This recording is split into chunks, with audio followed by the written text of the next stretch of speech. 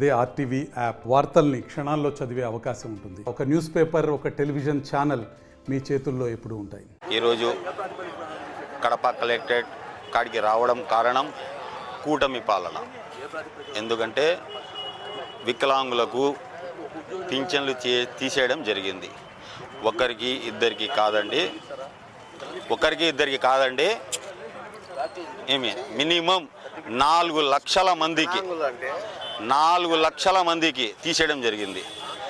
ఇదే డబ్బు చంద్రబాబు నాయుడు గారు అధికారంలోకి రాకముందు సంపద సృష్టిస్తా అని చెప్పారు. సంపద సృష్టించడం అంటే ఇదేనా? వికలాంగుల డబ్బులు తీసుకోవడం ఇదేనా?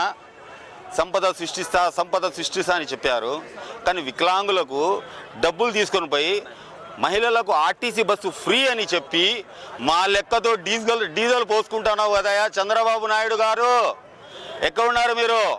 పవన్ కళ్యాణ్ అధికారం రాకముందు నువ్వేం చెప్పావు? మీలాంటి వాళ్లకు చూస్తే నా మనసు చలించిపోతుందని చెప్పావు. ఏ సమస్య వచ్చినా నువ్వు హాస్పిటల్ అయినా ఉంటావు, లేకపోతే మాలైనా వేసుకుంటావు, లేకపోతే ఎక్కడో అక్కడ షూటింగ్ చేసుకుంటా ఉంటావు.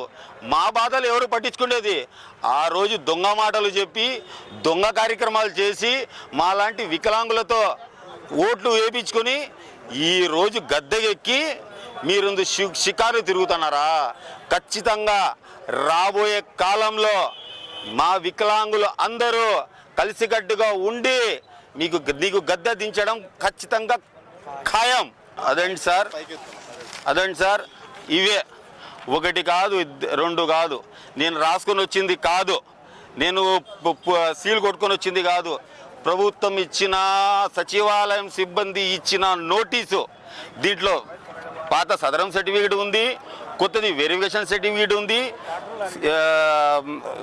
సచివాలయం సిబ్బంది ఇచ్చిన సర్టిఫికేట్ కూడా ఉంది.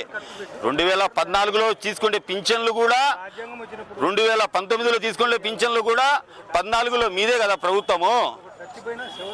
వైఎస్ జగన్మోహన్ రెడ్డి కాదు కదా, చంద్రబాబు నాయుడు గారే. అప్పుడు తీసుకునే పింఛన్లన్నీ ఇప్పుడు కూడా తీసేసినారు.